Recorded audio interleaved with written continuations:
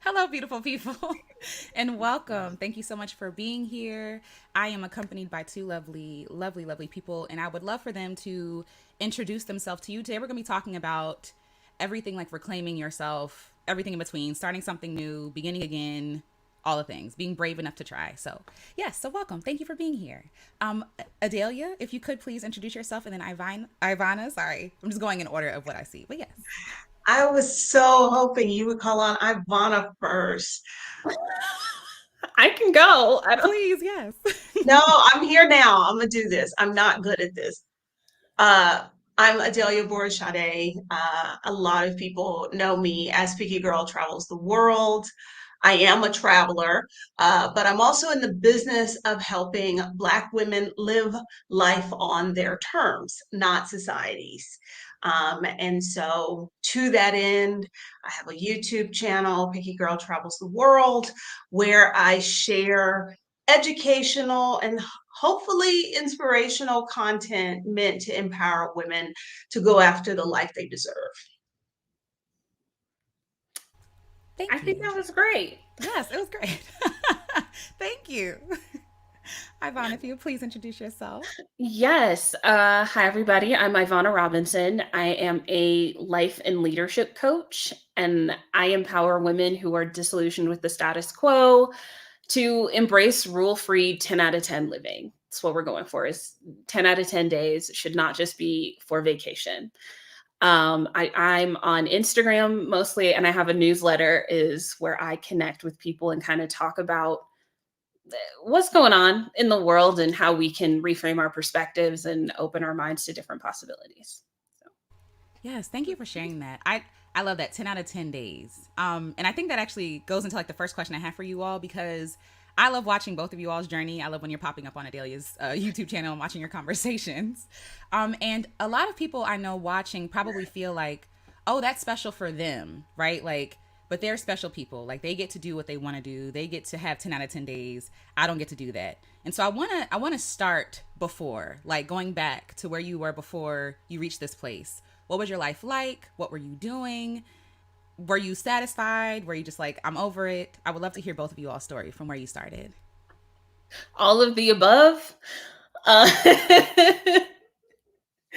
so I before I moved to Mexico City, I was working in consulting. I lived in DC. I had moved to Belgium for a bit with my job. So I think on the outside looking in, things were great. And there were aspects of my life that were very fun, but satisfied I was not. Um, I think I was trying a lot of different things to become satisfied without actually asking myself the question of like, what does satisfied mean to me, right? Like what if I'm trying to be more joyful, what does that mean? What does that look like?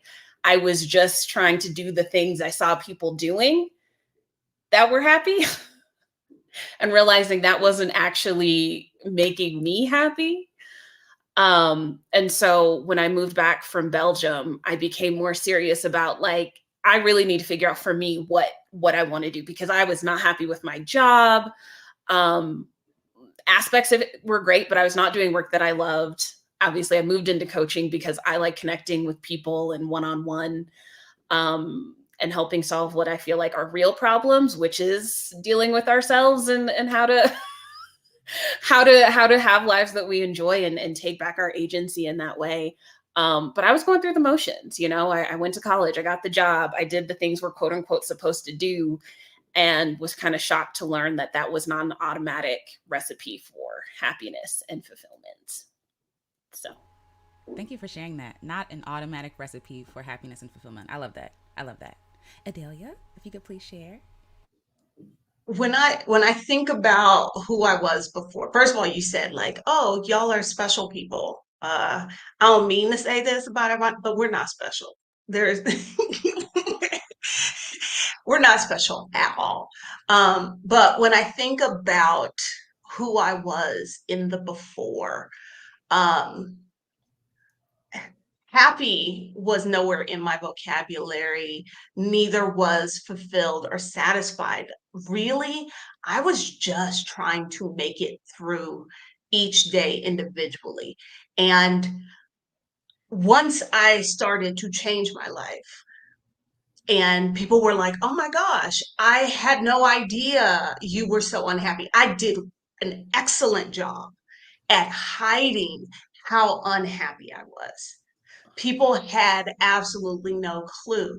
So I think that actually made it worse, is that I am suffering, I am unhappy, I'm unfulfilled. Life is drudgery. Certain aspects of it were really killing me slowly. And on top of that, to me, everybody seemed oblivious, not knowing that I was doing such a good job of masking everything. Yeah. Thank you for sharing that. Oh, sorry. Did you? Well, I mean, Please. Yeah. I don't want to bring anybody down. There was not You're a fine. lot of happiness in that part of my life. And, I was married, I was working in the career I'd gone to school for. I had the big house on a 1 acre lot in the suburbs, exurbs actually. So probably on the outside, it looks like a version of the American dream. But I was utterly miserable. Okay. First of all, I feel like that's very brave to admit, especially even looking back. But I do want to ask for both of you, I have questions. Adelia, when you were talking about hiding, I wanted to know, like, for what reason, if you care to share, why were you hiding the fact that you were miserable and who are you hiding it from? Yeah. I think part of it was uh that's an excellent question, and I've never really given it any thought as to why. Um I think part of it was I didn't think people would understand. Like there were so many problems with that marriage and that relationship. So, like you don't want to bring people into that. You don't want to be the person that shows up and says like, "Oh, my husband is an asshole." You so there was keeping that part. And then it's just and maybe I think now that I think about it, it's probably just a survival thing, because my earlier life was very, very unhappy.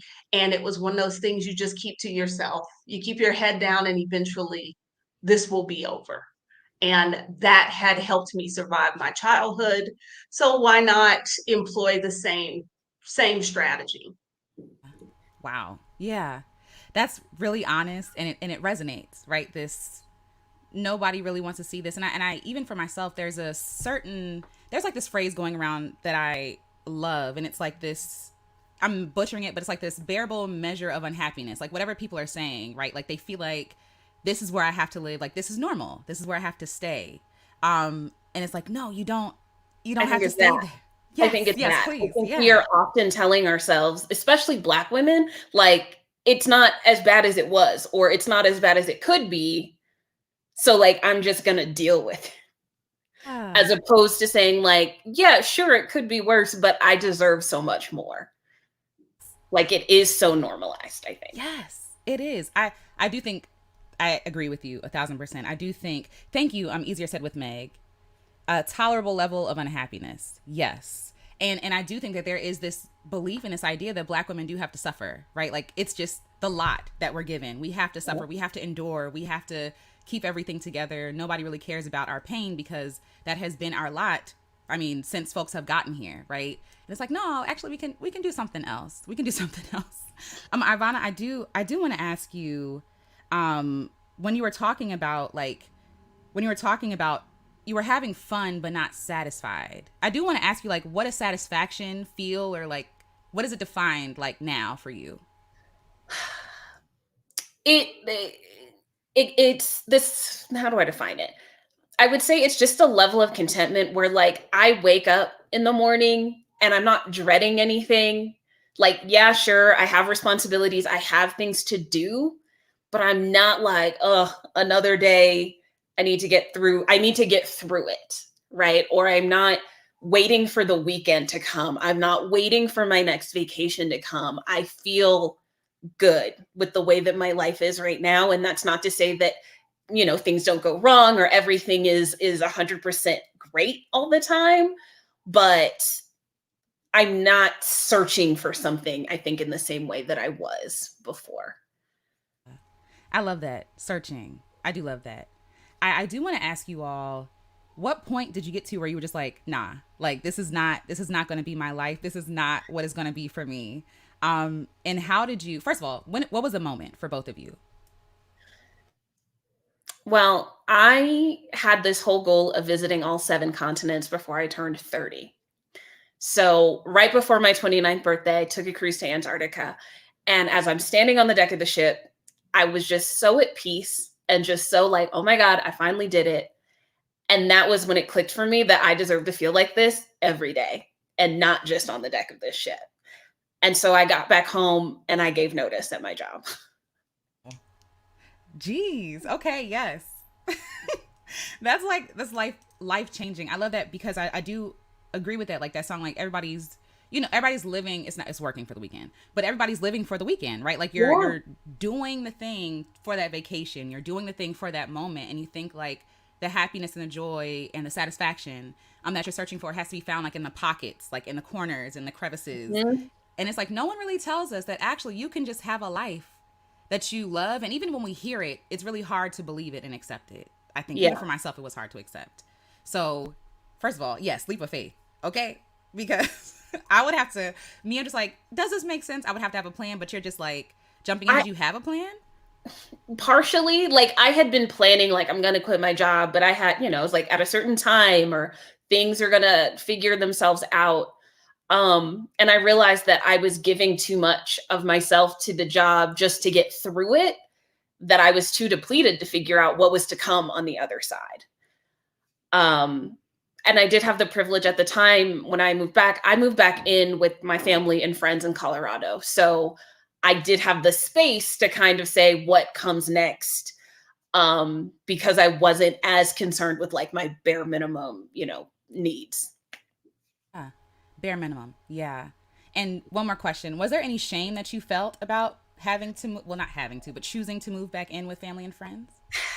A little bit. Like it wasn't I wouldn't say it was shame at the time that I did it, but I think I did not utilize that support system earlier because I felt shame, right? What does it say about me if I have to move back home? Or that I am moving back home, not even necessarily I have to do something, but as opposed to it being an opportunity for me to kind of let go of some of these responsibilities for a period of time and figure out what's next for me. It very much was, what does this look like? What does this say? Until I finally did it. And to a certain extent, it also kind of corresponded with the pandemic a little bit. So everybody was moving back in with their parents. That's real. Everybody was going through it. Okay, a lot of us ended Yeah. up back where we started, but I love that you had community number one to even fall back on. And even if you felt that shame, like you still opted into that. Like no, like I'm deserving of support. I'm deserving of space. Like I don't Yes. have to judge myself. So thank you for sharing that, Adalia. I do want to ask you for like hearing your story and where you were. What what was the moment that you were just like something has to change? When Ivana talked about like just kind of getting through, or you talked about like finding those pockets of happiness, that was my coping mechanism. Like I sort of ignored the greater unhappiness of my situation because there were these pockets where I could find happiness. And I was presented with an opportunity at work that anybody who knew me knew, like, oh, this is perfectly in line with what you could do. And but it was going to require me to be out of the country for like 3 weeks during the school year. And you would think with only one kid at home, this would not be that big of a deal. And he clowned me. And in that moment, I just was like, I have been trying to do everything to make this work. And here is proof that no matter how much I try, it's not going to make a difference. And so I was like, you know, I could give up on this thing and I could keep doing what we're doing, but I didn't know how much longer I could take that. So I remember that moment very, very clearly. And then I was just like, in that moment, I just said, F it. I'm done.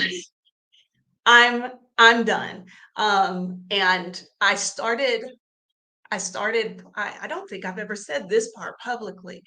I started planning. I was like, I'm out. I will file for divorce in the summer. And it didn't get that far because he asked for a divorce via email, because that's how piss poor the communication was. But it was a ploy to be like, so I would get back in line. So I would be like, oh, so sorry, I'll be better. And instead, I replied to the email with, yeah, I think you're right. And all of a sudden, it was like we had this great love that had to be saved. And I was like, I'm done. I'm out. I First of all, I'm sorry that you went through that. I'm sorry you had to experience that because that's ridiculous. Is that like when you said through email, like my blood pressure just like, whew, like I can't even the audacity, right? And trying to call your bluff, right? To kind of put you back in place what you were talking about. Like how was there community around you to support you around this, or were you just like, I don't No, care. Okay. Yeah. no. Yeah. Uh, no, there So wasn't. So, oh, so how did you? I do want to ask because I know there are a lot of women who feel like that. Like, no, I have to stay. Like, this is kind of what I signed up for, and they feel like they don't really have support from other people, or other people are telling them to keep staying in a situation that is harmful to them because that is harmful. Um, how did you deal with?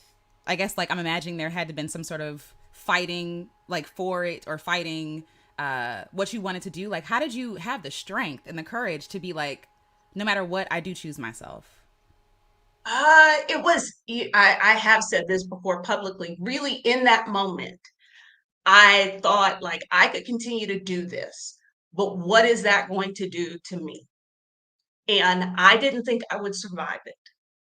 So I chose myself. I love that. Thank you for choosing yourself. I love that. And thank you for sharing that because I think a lot of people have like, what is it called? Like the sunken cost fallacy where it's like, oh, I spent all this time here. I've given all this to this thing. And low key, like high key, it's killing you. Right. And the question really is like, what is the cost? Like what is the cost of you staying here versus trying something different? You know? And that in that moment, that was probably the first time I'd chosen myself in 20 years.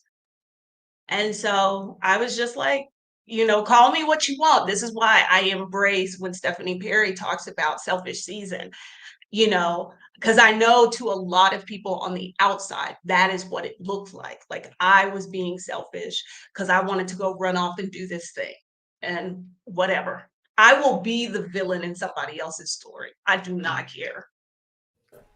Adelia, Yeah. this. Please, Ivana, please.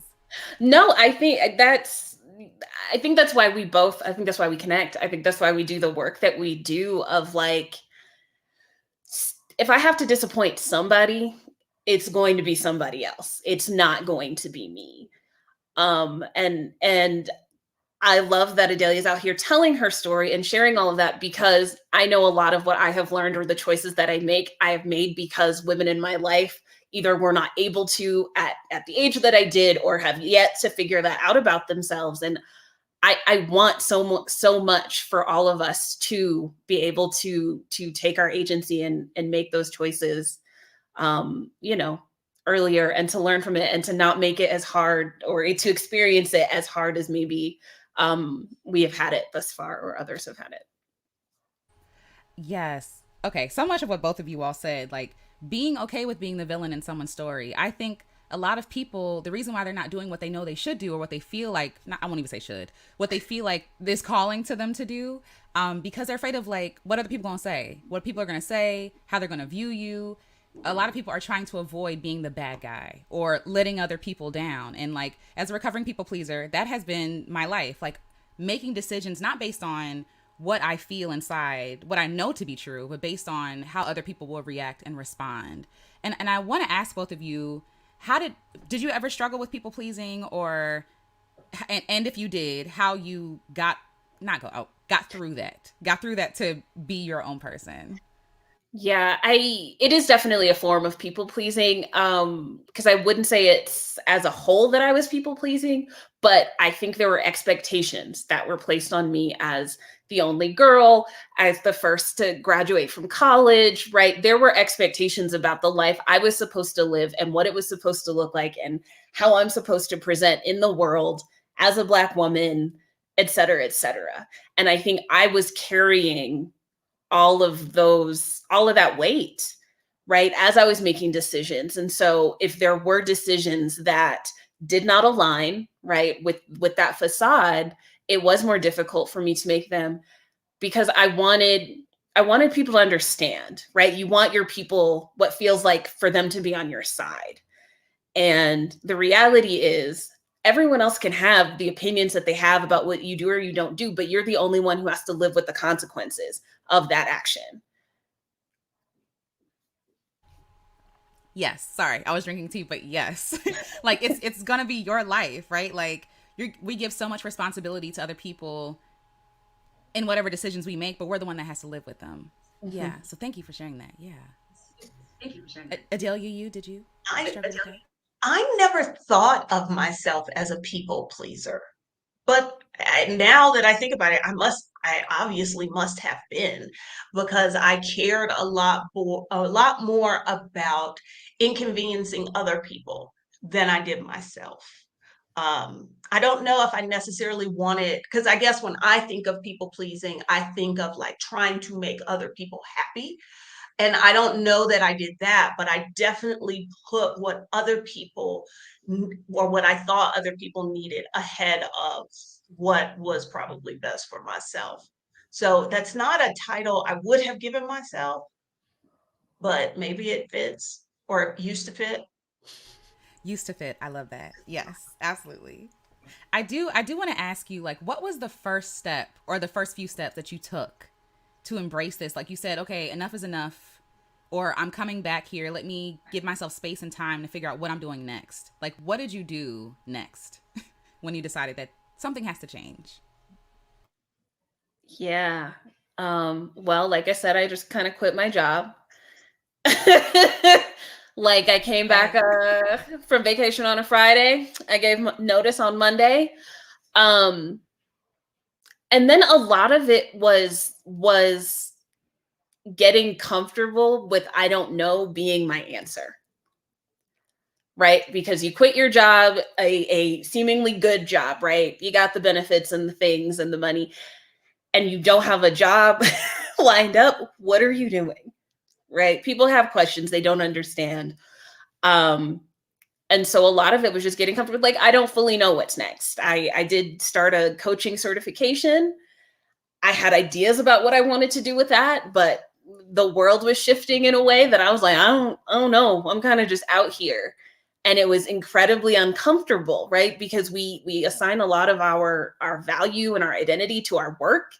And so to be like, I don't have a job. And also I chose not to have a job, like there's a lot of ideas that come with that.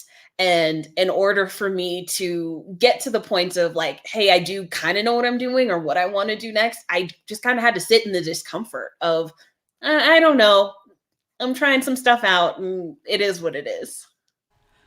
I love that. I don't like being comfortable with the I don't know. Like and I don't know being legitimate. Like Valid saying I don't answer. know. I don't Yes. know. I'm figuring Yes. it out. Yeah. Yeah, I love that. Thank you for sharing that. Thank you. And Adelia, for you. I think for me, it was figuring out what I wanted because as a mother, we are not encouraged to think about what we want. It is you need to put those kids ahead of you.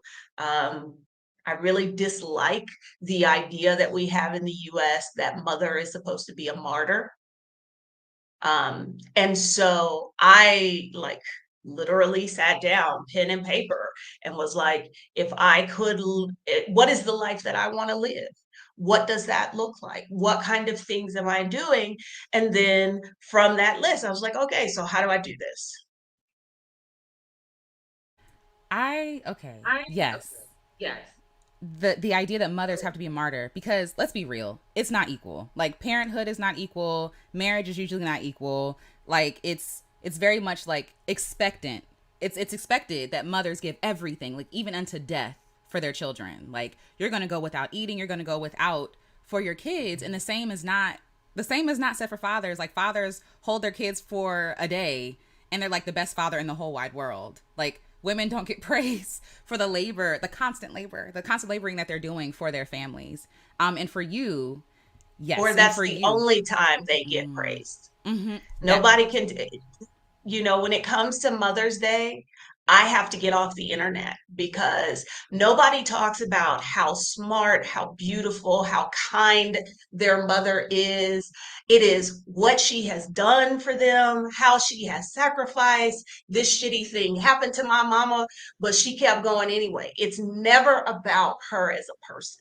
So the only time I feel like mothers get celebrated is when they are like giving it all for everybody else.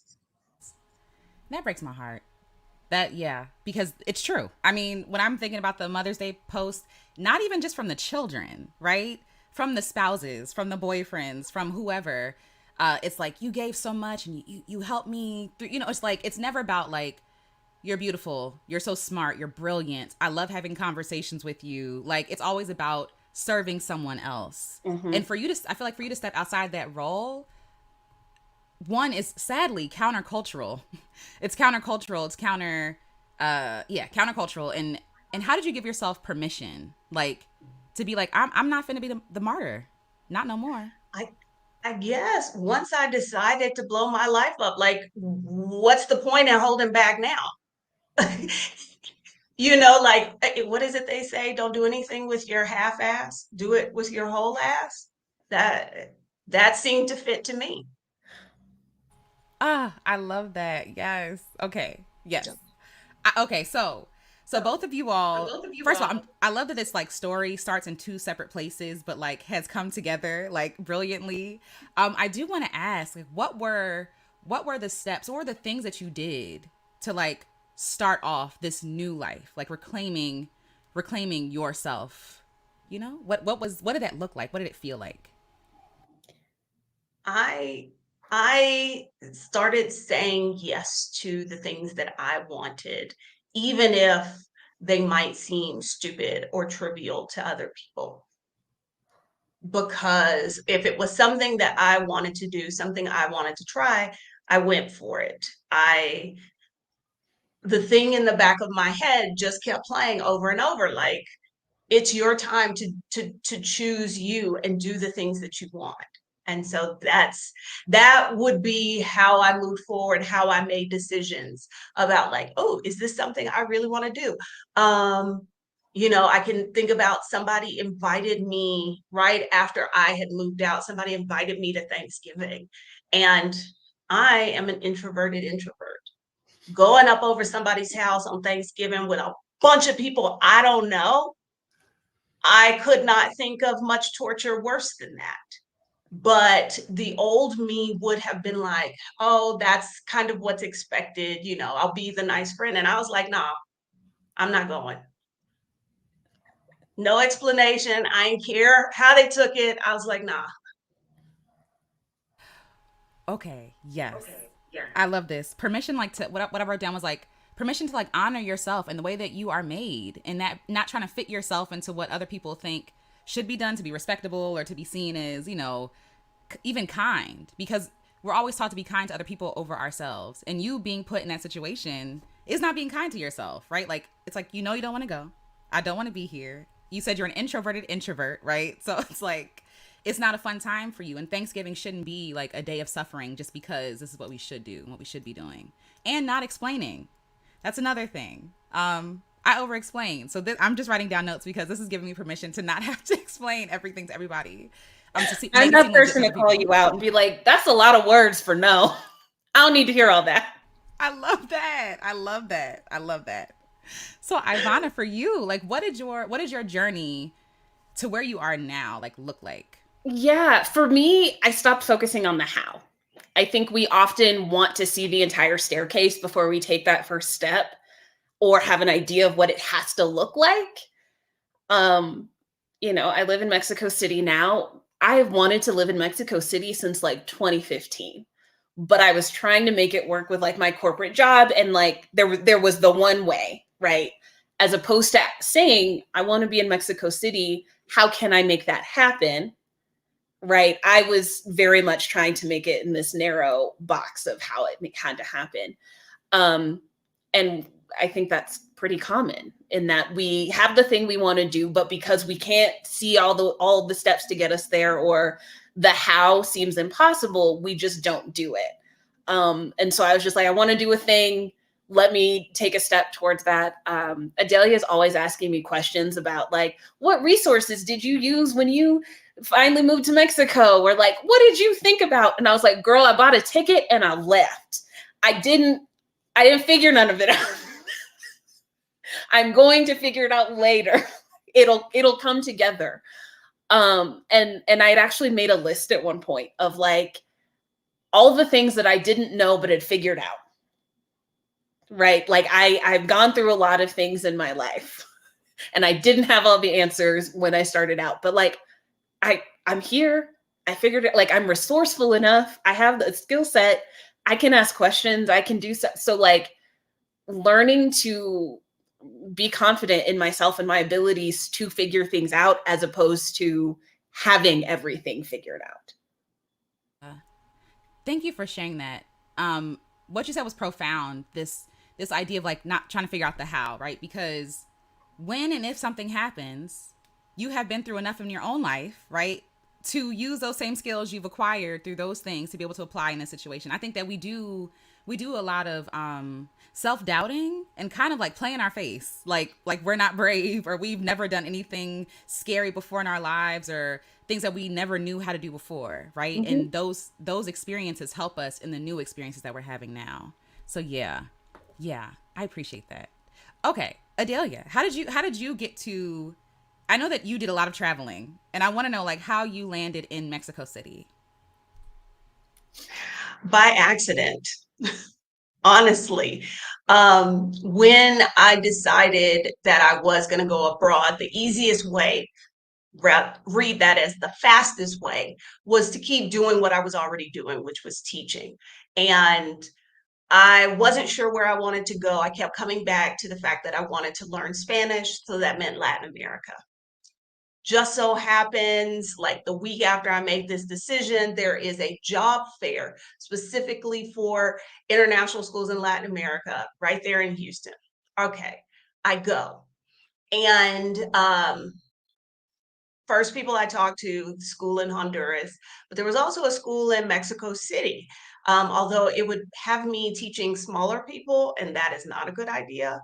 Um, and so because I had said to myself prior to that, that I was like really over Mexico, because I had been to the border. I had been to like Cancun, Cozumel, Progreso. Like I was like, if that's what Mexico has to offer, I am over that. Ended up going to Honduras, and I want to say a bad habit. I'm always thinking ahead. So I knew from the jump Honduras was not the last stop for me. And so I was trying to maximize my summer travel. And I was like, okay, so in a year, I'm going to be done with this contract. Where am I going to go then? I want to stay in Latin America. I do my research. It's out of two cities, Mexico City and Medellin. And so I was like, okay, I'll visit one of them this summer, because I have plans to go like to Amsterdam and to go to Essence Fest and all of that. And it just so happened I had like this 4-day window. I was like, that's enough for me to pop in and figure out if this is going to work. And based off of my other travel plans, I said, well, whichever ticket is cheaper, that's the one I'll buy. That was Mexico City. And then the people at my job said, hey, we need to restructure things. And with this new structure, you're going to keep doing your job, but then we need you to be the entire history department for the high school. And maybe we can find a stipend, maybe. And so with that, I said, no, thank you. And my ticket that was just supposed to be so I could check out if I liked Mexico City, all of a sudden I was like, oh, I'm moving to Mexico City. And so I came on that ticket just to start looking at neighborhoods.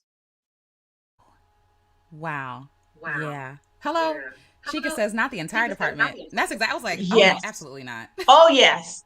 And I would have picked up 6 teaching preps between the 2 semesters on top of my job, my current existing job, which covered pre-K 12.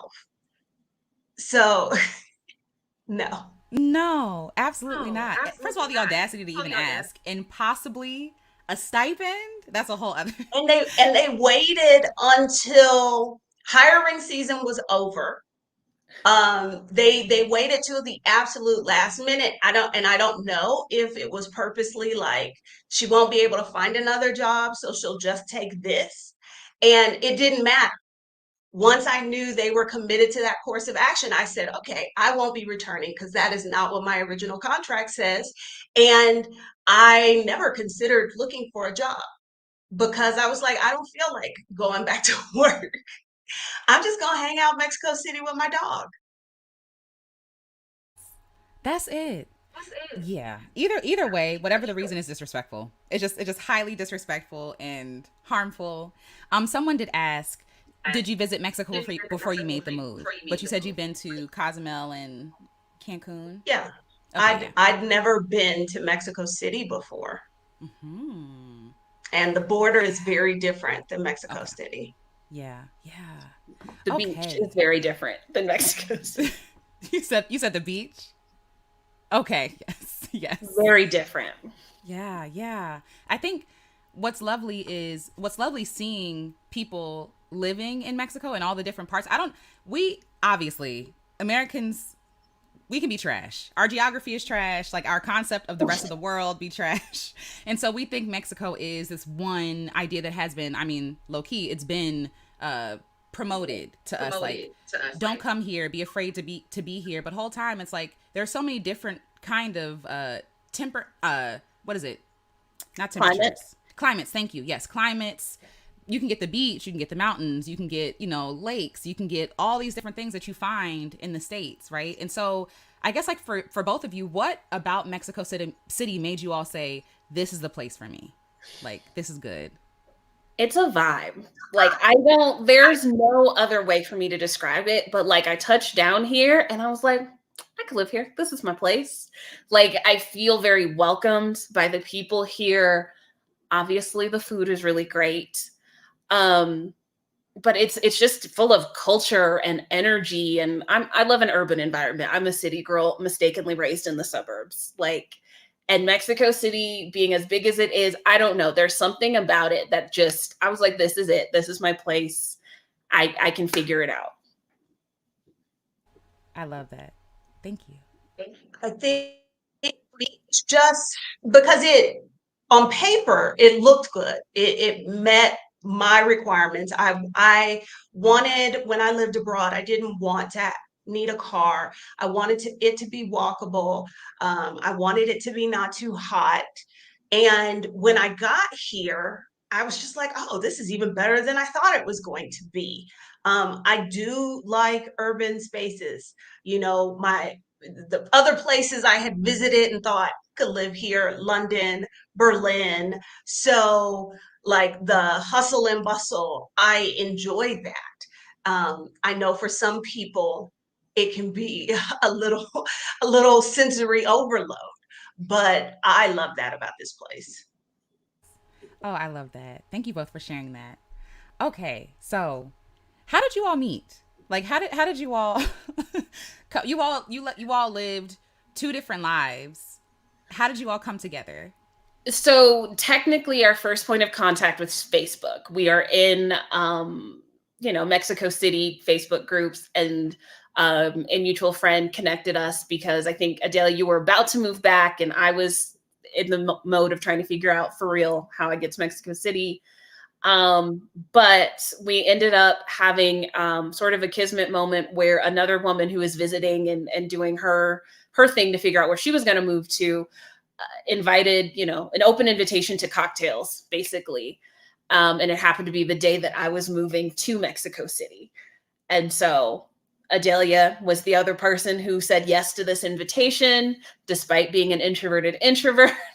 She came out with two strangers. I didn't know there were going to be other people. I did not know that. I thought I was going to have drinks with one person.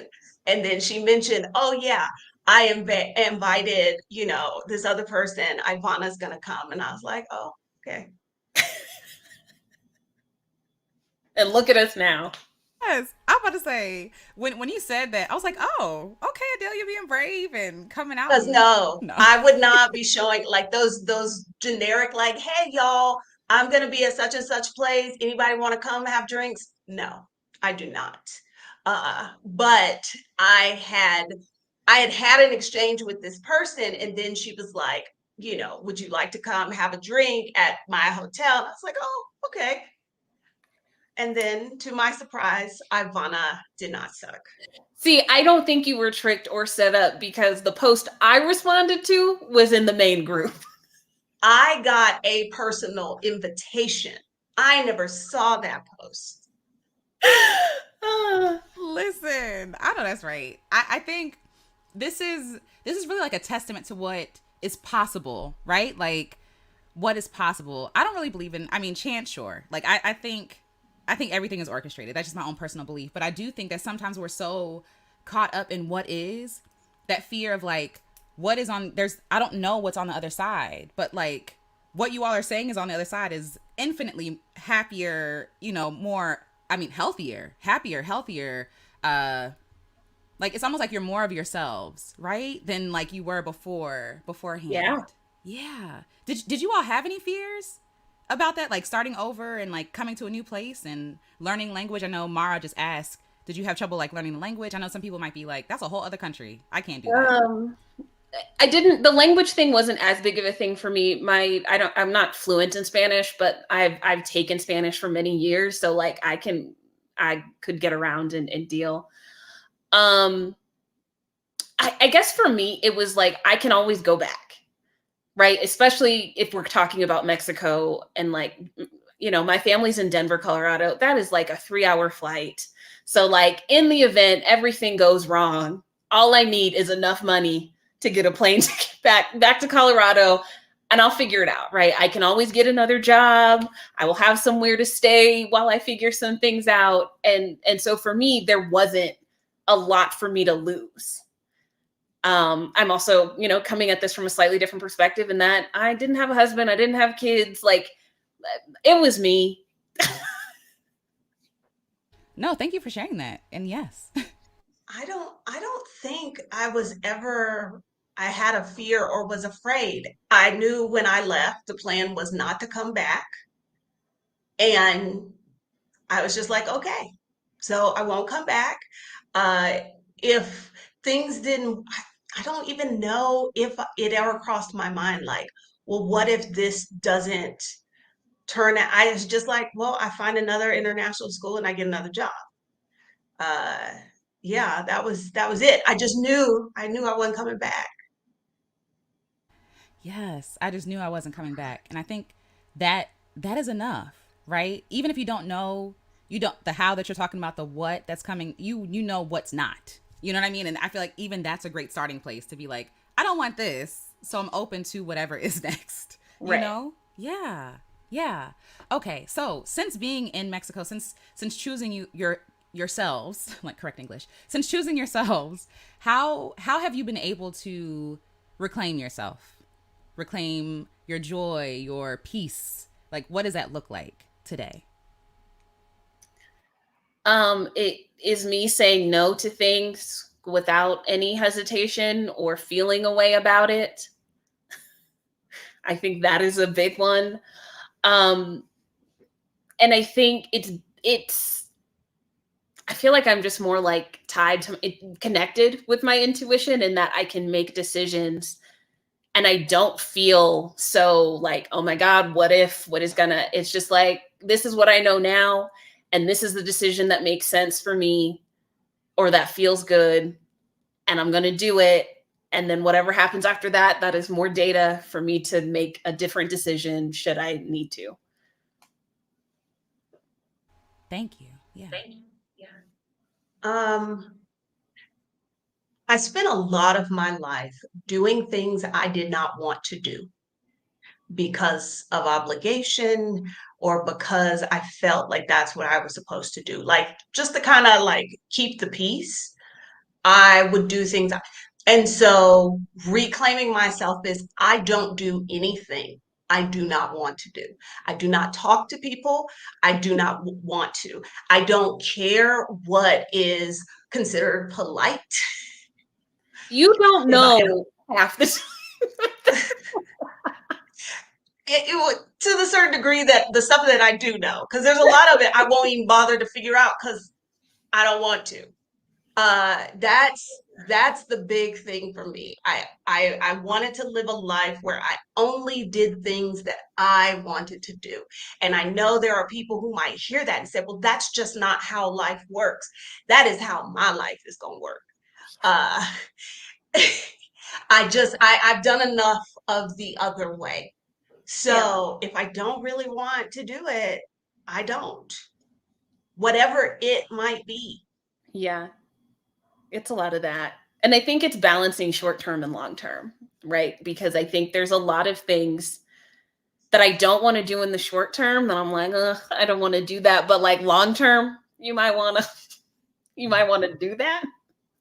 Like, I am also an introvert, so I'm generally not having conversations with strangers, but I want to improve my Spanish.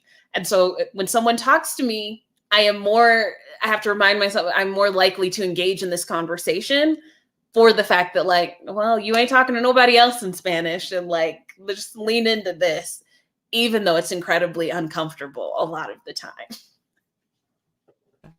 No, And my that's good. response is, how can I make this conversation be over as soon as possible? Even though I do know I should be practicing, Right. but how can I get you to stop talking to me? What do I need to say? I love that. And thank you.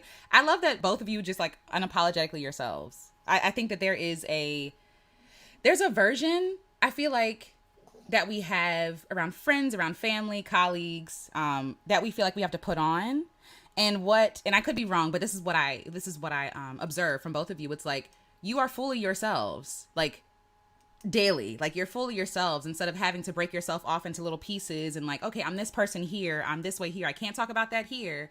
Like whenever I see you all talking to one another or Adalia on your channel, you're just being honestly yourself. Like, and I feel like that's a freedom that a lot of people feel like they can't afford. Like they can't afford it because they'll lose respect or, relationships, these kinds of things. Like, and it's really refreshing. So that's really what I want to say. No, thank you for that. Because I think course. it's exhausting. And I don't think we realize how exhausting it is to be putting on a face all of the time. With my clients, it's a lot of like, to your point, this is my professional me, and this is me, at home. And like, obviously, you're going to talk to your coworkers differently than you talk to your partner or your friends. But like, if you're feeling like you have to show up or be someone completely different, that is exhausting.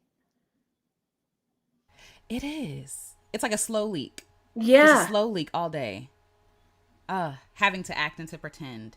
I do want to ask you all, for other people who are watching and listening, who might be watching the replay, what advice would you give them for those people who feel stuck, who feel like, I'm trapped in the day-to-day, I'm trapped in the cycles of my life, and I feel like there is no way out, there is no way that I can do different. Like, what would you offer to them? What would you say? I think first I would say we have to acknowledge that we're not stuck. Like I get 100% feeling that way, but you are not a tree. You can move, you can pivot, and you have options. And even if the only thing that you know for certain right now is what is not working for you, use that and say, I'm going to make a different choice. Even if it is a small choice, related to an event, a relationship, a job, whatever it is, like take that one step. You don't have to say like everything needs to go immediately. That's not everyone's journey. Adalia and I made some really immediate big decisions, but acknowledge that it does not always have to be that big for there to be change.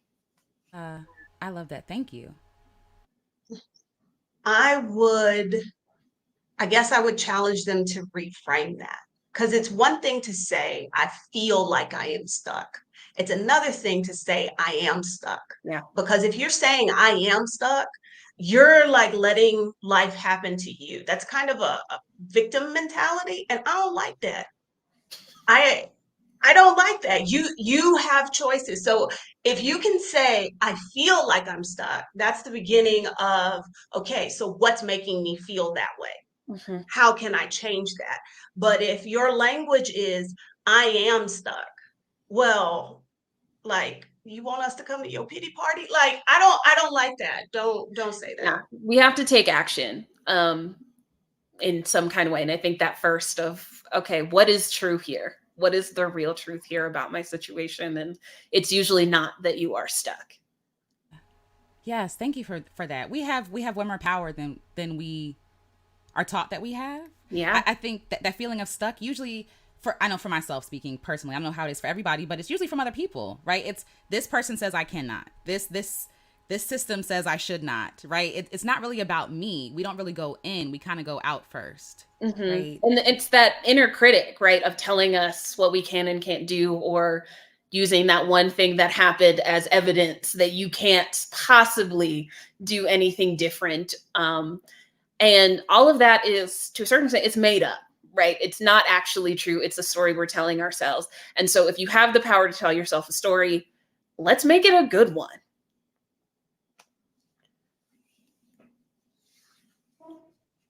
You're muted. Oh, am I? You're not now. Oh, I'm sorry. Thank you. Thank you. I was saying that I love that. I love, if you're going to tell a story, let's make it a good story, right? Yeah. Like we have the pen. What do we want to write on the paper? Go ahead, Adalia. Sorry. I also think we have to remind ourselves that we deserve happiness. That is something I did not believe for a very, very long time. And once I did realize that, yes, I deserve happiness, and once I acknowledged that, I was not willing to let anything or anyone stand in the way of my happiness. Mm-hmm. Adalia, how did you get to that point? I know when you're talking about before, you felt like this is the role that you had to play. How did you get to the point from happiness not even being in your vocabulary to like, oh, I deserve this? I think it goes back to that moment where it was like I had a moment where I thought, you can continue to do this. This is going to end you. You can choose this way, or you can choose to do something else. And in that moment, when I chose myself, I guess I was like all in. Like, again, don't half-ass anything. Do it with your whole ass. So from then on, I was like, obviously, you do deserve this. I have a friend who, she tells her daughters that all the time, that you are deserving of everything wonderful. And, it doesn't sound like those are very powerful words, but they are, especially when you did not grow up hearing that. And you internalize that there are things you don't deserve, Mm-hmm. like, oh, that's for those people. And it's usually not overt, but it is there. Mm-hmm. And I think that's why Adalia and I did, that we created Reclaim the Retreat, is because we want to create a space for women to be able to come together in community with each other, for community they may not have in their everyday life, right? When you are trying to choose yourself and you are trying to maybe make a change and do something different, sometimes you have to be first. And I think that is often what keeps us stuck. is we're waiting for someone to either show us the exact way to do it, or like, I need to know that I can, and so you need to do it with me because it is scary to be out on this ledge by myself. But sometimes we can't wait for that.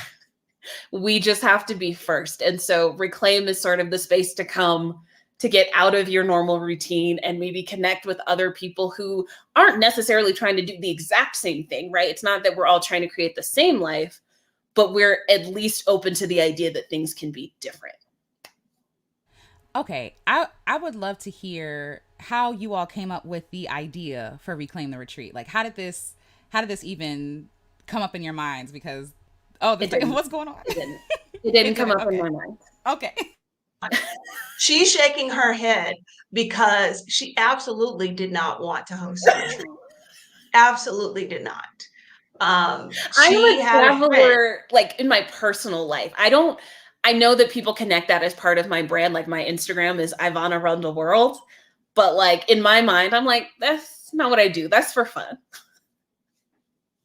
And her friend had been saying, like, her friend who does travel tours, that kind of stuff, was like, you should host a retreat. And I don't know, because I wasn't a party to that conversation, but I assumed she was like, yeah, whatever. And just so happens one day she casually mentions it in front of me. And I'm the opposite. Retreats were always the end game for me. I didn't know how that was going to happen, what they were going to look like, but that was always like part of some future plan. And so I was like, hey, I've been thinking about a retreat. And so it kind of went from there. And we wanted to do it in such a way that it fit with who we are, what our values are, how we travel. Mm-hmm. So that piece of it is very, very important. In addition, being able to look at both of our paths and see how they were different and what would have been nice to have, some other folks around who were, being first. And so all of that kind of comes together to be Reclaim the Retreat. Okay. When you're talking about what I admire about both of you all is that you are conscious of the communities that you're going into. Like, it's not just, a lot of retreats, I'm trying to figure out a way to say this, but a lot of retreats can feel very colonizing. Yes. You're taking from a place. Yes. Very separate. Yes. But you all are actually like involved in community with people from the community, right? Giving back to the community. And I think that's, first of all, I just want to give y'all flowers for that, because I think that's really important. There are some retreats that I look at and I'm like, yeah, but I don't want to be one of those people to cause more suffering, right? To their place. I don't want to benefit from this beautiful place, but like me coming here is taking from the people that live there, taking from the environment, right? Like funding somebody else's pocket who actually has no ties or anything to this place. So how did you all come to that decision where it's like, no, this is really important? Because I hear you talking about even going to Hawaii, for example, right? And my thoughts have, I want to go to Hawaii, but I want to go in a way that respects the people of Hawaii, right? I don't want to go to the retreat centers with the white folks. I'm gonna just say it, with the white folks. I don't want to go, to the resorts and things like that. No, like I want to, because these people didn't even ask those people to be there, right? Like they didn't invite them. They came and took up space and evicted the people who were living there, like pushed them out. And then there's a lot of stuff going on, like with I've been following low key, like the fires that have been happening and how they're using that as another like land grab. So that's a whole thing. So how did you all really, what did it take? What effort did it take to be ethical? That's what I'm looking for, to be ethical, to go to these places. Yeah, I wouldn't say it was a decision. I think that's just how we travel. Was a given. Yeah, I think so. And it works out that my friend who we partner with, Dr. Kiona of Reroute Travel, that is her thing, is all about educational travel, of ethical travel, of let us connect with the people here. If possible, the indigenous people that are here to the best of our abilities. But it's also from their perspective, right? So we want to connect with the people there, but not just in a like, hey, let us come and like we're here and see how you are, but like tell us your story. What is your understanding of your country, of your life here, right? It's not me to tell you how the people live. You tell me how you live, right? And how that has maybe changed over time. And I think specifically with Hawaii, that is really important to us because that is not a story that is often told, right? When we think about the United States, we talk about, the indigenous people. Well, Hawaii has their own indigenous people, and they are also in occupied territory. And so Kiona grew up in Hawaii, and so it is very important to her to bring people there, but in a way that is connected to the culture and the people and understand what has over tourism done, right? How do the people feel about this being this huge militarized set of islands? And so, with us going there, it is about the indigenous people and how they feel about it. And that is tied to what we do, the work we do in terms of a welcoming ceremony, right? That the indigenous people lead us through, making sure that the hotels that we stay at, to the best of our abilities, are at least locally owned, right? Do they employ indigenous Hawaiians or native people or local people, right? Because the majority of the money that is spent on the Hawaiian Islands leaves the islands. I don't know what else you have to add to that. Well, I was, for a moment, I was thinking like, if you didn't know Kiona, I don't know how we would have made this happen because neither one of us wanted to do that work. But from the jump, that was a given that when we visited a place, it would be coming from teach us about your home versus I think back to one of the first trips I took to Mexico, and I didn't know because I was very new to traveling. And so they were like, oh, we're going to go to Chichen Itza and then we're going to go to this restaurant. And they had these kids dress up in traditional costumes and come dance for us while I was so uncomfortable, but I was the only one. Everybody else was like, oh, well, look at the show. And I was just mortified. And from then on, I was like, I don't want to do anything that's going to be exploitive. So, like I said, it was a given for us that any retreats we put together would we would try and partner with the people in the place. And like Ivana said, hear about their country or where they're living from them through their lens, not ours, not somebody else's. Thank you. Thank you for sharing that. I had a similar, obviously this is different, but I had a similar experience of just kind of like the people think that it's like cosplay or performance or yeah, like it's entertainment. That's what I'm looking for. We went to New Mexico for the Hot Air Balloon Hot Air Balloon Festival, and there was some indigenous folks there. I can't remember the tribe, so forgive me, but they were doing sacred dances. For during the Hot Air Balloon Festival. And I feel like it was much more of like since we're on your land, fine here, you have your little 10 minutes to do your little dance and then we'll get back to the Hot Air Balloon Festival.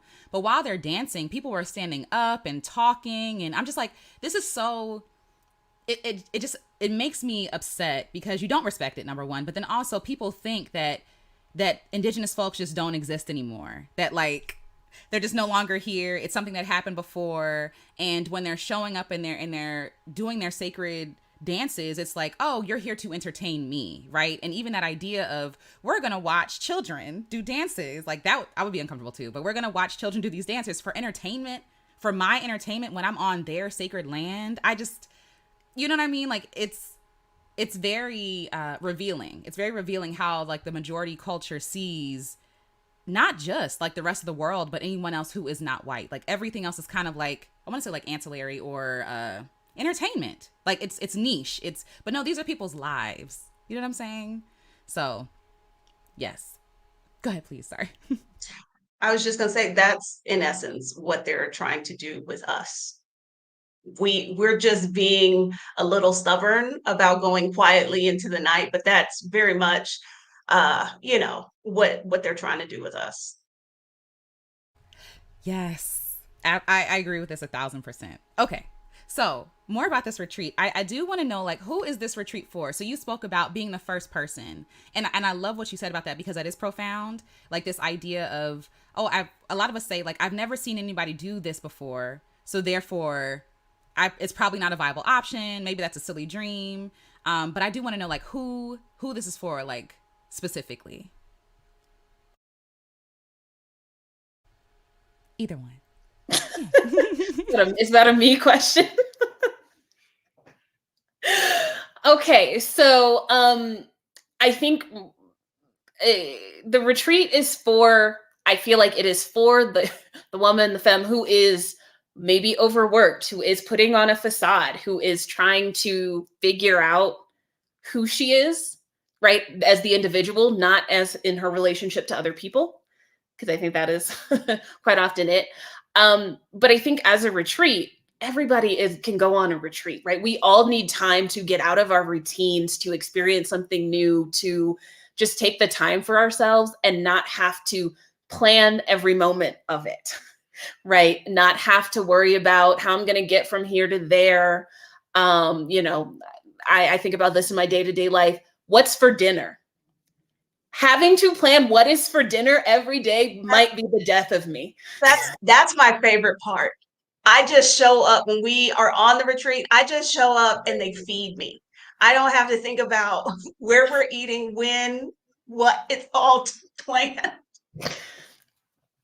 Yes. So I think, it is for that person who has maybe not started the journey that Adalia and I are talking about. I think it was great for that. But I also think it's good for people who are in the middle of that, or for Adalia and myself, because I always need to kind of stop and think about, is this actually still working for me? Or is this another default behavior I've just fallen into that worked before, and not necessarily questioning what is working for me now? What are my dreams and my aspirations as I stand now versus the Ivana that I was before?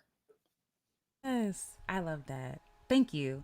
And what you talked about, I mean, I know that you all were joking about the food, but that is a big, like, that decision fatigue is real. Like, first of all, I'm going to a place I've never been before. I don't know what I'm doing. Yes. Like, first of all, I'm going to a place I've never been before. I don't know what I'm doing. Not joking about the food. It's really thoughtful. It's really thoughtful so people can be present for what's happening. So I really appreciate that. Yes, exactly. Marissa says the brain space that deciding what to eat takes up. We make a million decisions all day. You know what I mean? Like, and in order to rest, sometimes we need someone else, like, to take that on, to be like, okay, this is what's happening, So yes. And so Reclaim is your week to do that. Of, once you land, everything is taken care of as far as, food, transportation, activities, your accommodations, all of that. You don't have to spend another dime if you don't want to during that time. And just, we'll tell you where to be when. And as long as you're there, it will all happen. And so it is the cultural aspect of, we have classes, we also do coaching, so that we can get clear on, like, what is your dream? And what is keeping you from having that dream? And how do we make a plan for you to start moving towards that? And then, we have fun stuff too. We go surfing. I was going to say that you talked about the community piece, because I think sometimes it might seem like a retreat is for someone who knows they have to fix something. And what we discovered is that that is not necessarily the case. There were several retreaters who, to the outside, would look like they didn't need to be there.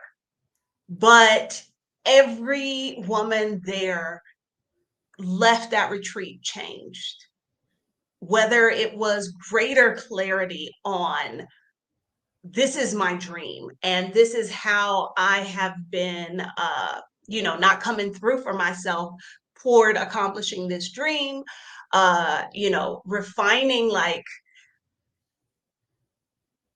this is what I think I'm supposed to be doing, and figuring out, like, I'm not in that. I'm not on my list of folks that need to be taken care of.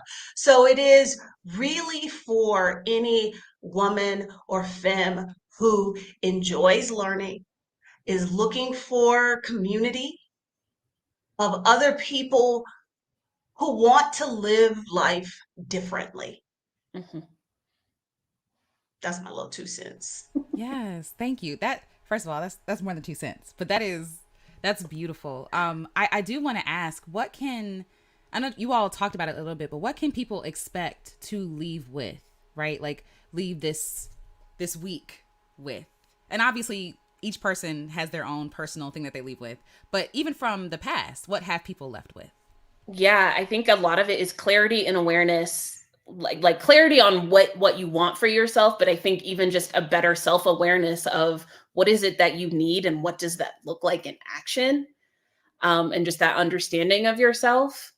I think it is also the tangible of like, no, you leave with a plan. Like there is like, hey, what are we going to accomplish in this time frame? What are our steps going to be? What's your accountability look like? Um, so it's both. I think the intangible of just getting to connect with other women, of getting to learn more about yourself and this new place, as well as the tangible of like, let's have steps, and we're going to check in with you to see how those steps are going. Yes. Okay. Thank you. Thank you for answering this. I do want to ask for you all personally. How what would you say to the you of, I would say yesteryear, however long that was for you? Like let's say 10 years ago.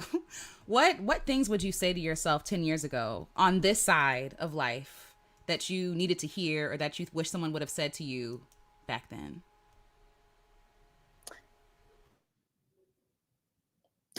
I Take your guess time. Adalia It's going okay. on mute says that I have to answer first. Well, I'm over here thinking like, because a lot of times when I see these prompts of like, what would you, if you could go back and tell your younger self anything?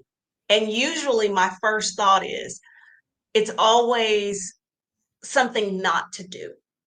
And so like, don't marry that man, things like that. And so I've been trying to frame it in what is some advice of something I would tell myself to do.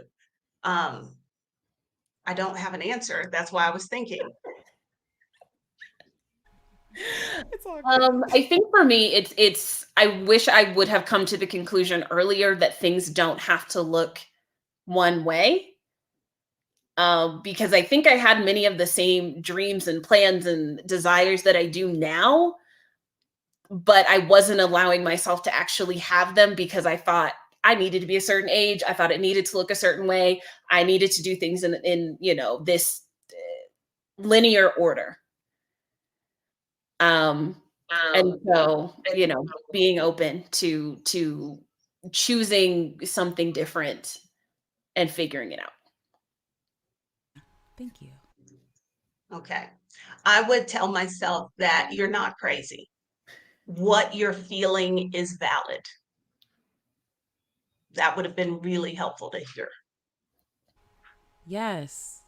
Thank both for what both of you said is amazing. But there is a lot of gaslighting. I don't know if that's the right word. Gaslighting, I guess, would be the word that we experience in our day-to-day lives, where we feel like maybe I'm doing too much. Maybe it's not that serious. Maybe it's not that deep. But it's like the soul knows. Like your soul knows when something is wrong. And oftentimes, even if other people can't see it, or maybe they feel like this is how it should be, like we need to listen in here first, like beyond what other people are saying, right? Or trying not to, because it's hard, but trying not to allow them to change our mind about what we know. Like we know, right? So yes, that's big. Yeah. That's big. Okay, I do want to ask both of you, what do you get from the retreat? Like, what do you leave with after you all have your retreat weeks? I leave re-energized, right? Like it's a reminder of why I do the work that I do. A lot of my coaching is one-on-one and I love it, but it is virtual. So getting to be in the real world with other women who are at different points in their journey and getting to share and to hear all of that, as well as, at least our first retreat and the one in November is in El Salvador. And I love El Salvador. Like, and I'm someone, I don't even like outside like that. And yet this country, I love it. And I love being able to bring people there and have them experience it, because I do not think it is on many people's lists. So I think re-energized and like, I guess confirmation. It's confirming that the work that I do, which is, any and everything to help Black women get free, that I'm not just some crazy lady out here. Like, there are people who are benefiting from the things I talk about and the work that I am doing. So yeah. Thank you for that. I literally wrote down my notes as like both of you all's freedom and your choice of yourself is freeing other people, right? Like, and not just with the retreat, not just with, but like seriously, allowing yourselves to step in and to live a life that you want to live is showing people what is possible. It's showing people like, oh, okay. And also the way that y'all give it straight, y'all don't cut no corners. It just, you know what I'm saying? I appreciate that. As someone, yeah, I appreciate that. Like, I'm like, yes, because you think things, right, but you don't think that it's like socially appropriate to say or socially appropriate to think. And so when you're hearing other people say, you're like, oh my god, yes, like this, right? I have permission to feel this way. I have permission to say no, with no explanation. What a concept. Right? But you don't know what you don't see. And you all showing and sharing your lives, whatever you decide to share with us, like, is life changing. And it is, I feel like you could take that as confirmation too. Like, yes, it's just great, and it's helped me. So I appreciate that. I do want to ask you all, as we are, yes, the transparency is healing. Exactly, Marissa, thank you. Yes, exactly. I do want to ask both of you all, what dreams do you have for yourself, if any, and if not, that's also okay. What dreams you have for yourself within, like, in the future, now that you are here and you're just, because I imagine you couldn't see this where you were then. So I guess, like, for now, what else could be possible for you? I don't know yet. I'm that that I have decided my word for this year was flourish. I wanted to flourish, but I also wanted to live with flourish.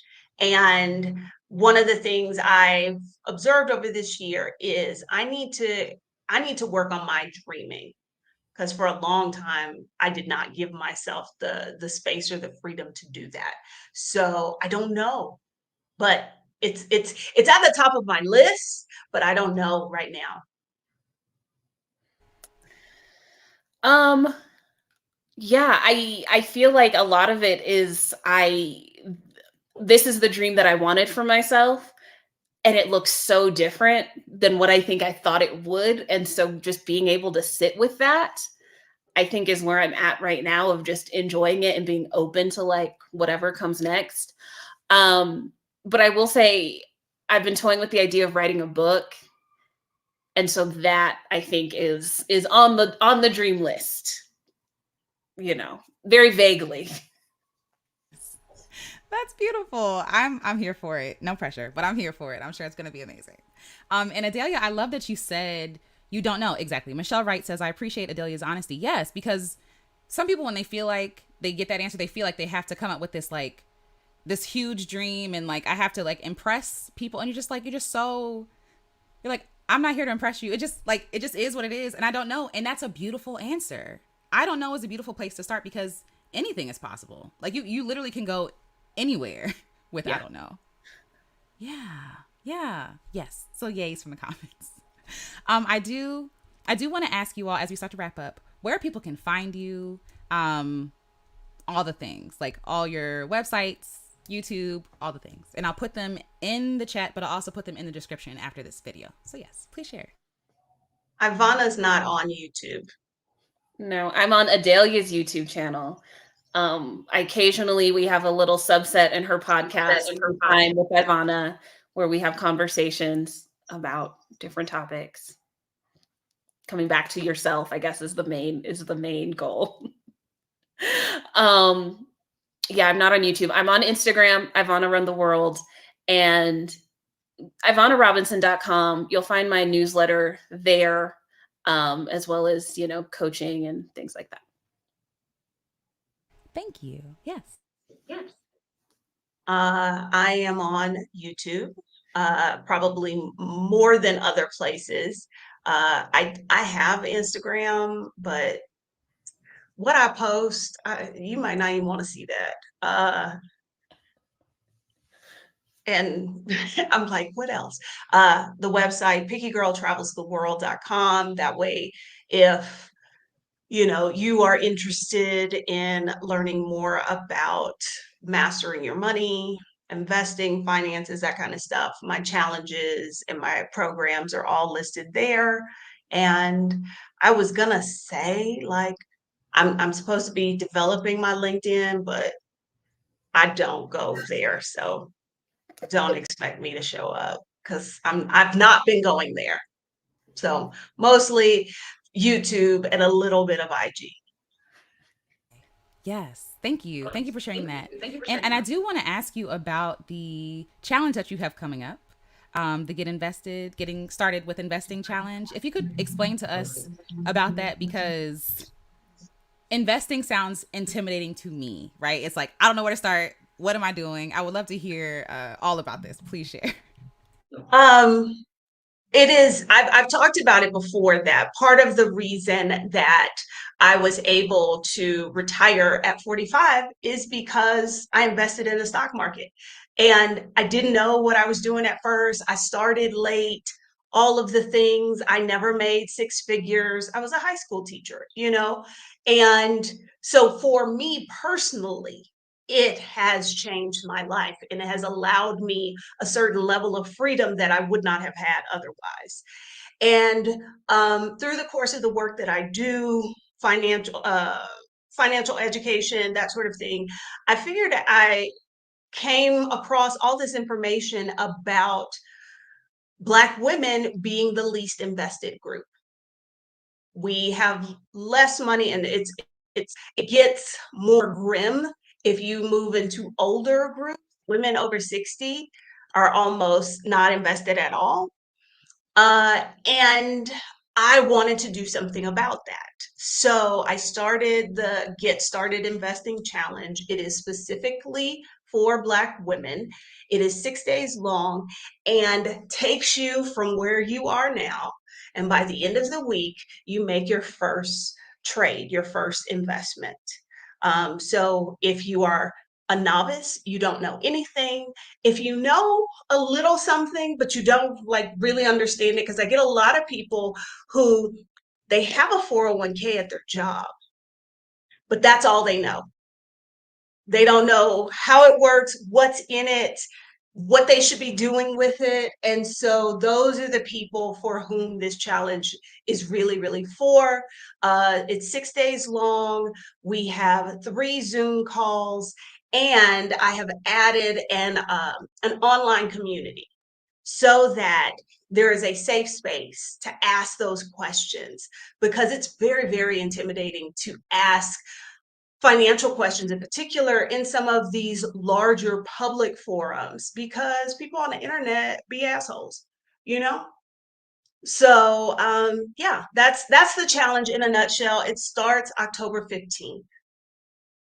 Okay, thank you for that. And I completely agree. It's almost like they first of all, they don't teach us enough about finances growing up or in school, and then they shame you for not knowing what you're doing. It's like no one has prepared me for anything. And so then we feel shame.